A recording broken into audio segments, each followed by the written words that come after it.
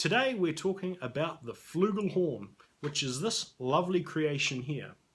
The Flugelhorn is an interesting instrument in that it sort of fills a non-existent gap between the cornet and the E-flat horn in the brass band.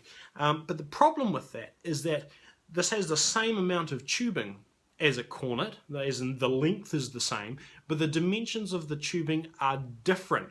The mouthpieces are slightly bigger, the tubing is a lot fatter, and because it is the dimensions of this are halfway between the cornet and the horn, you'd expect it to play in that middle register.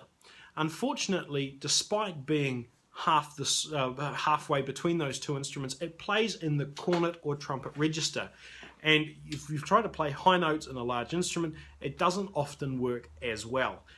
So if you're a beginner flugelhorn player, you'll probably find that it is a lot more difficult to play high notes after an extended period of time.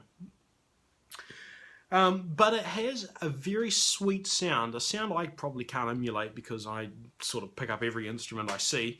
But it has a very nice full sound, and for that reason it is also used in jazz bands.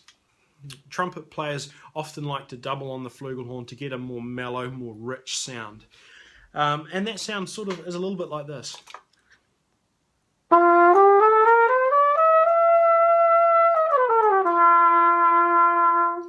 Unfortunately, this instrument is not in tune. I don't have the proper tuning shank here, so I've just got a cornet shank, I think an A to B flat cornet shank or something like that, and I've just sort of put it on here so I've got something that fits. So what else can I tell you about this? Not a lot, really. The flugelhorn is slightly bigger than a cornet, as I've said, smaller than a horn, and that's about it. So what I'll do now is I will play the only piece of music that's on my stand at the moment, which is Clarke's variations of the Cannibal of Enos.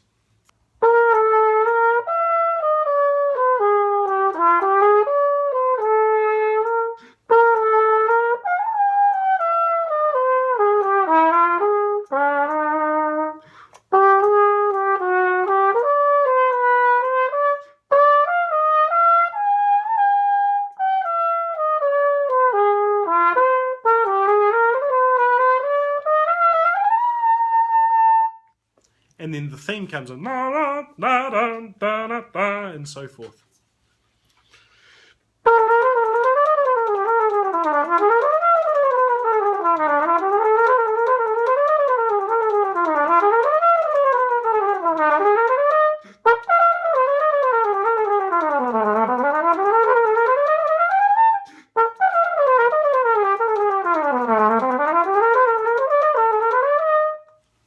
Not doing very well tonight. I don't know if I'll publish this.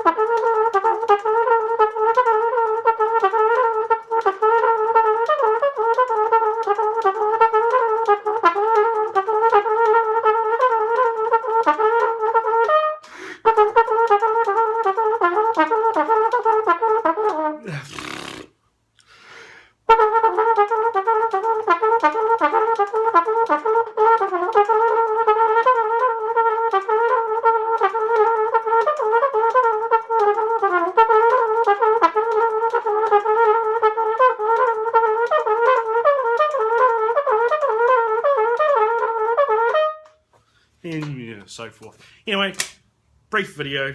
Thanks for watching.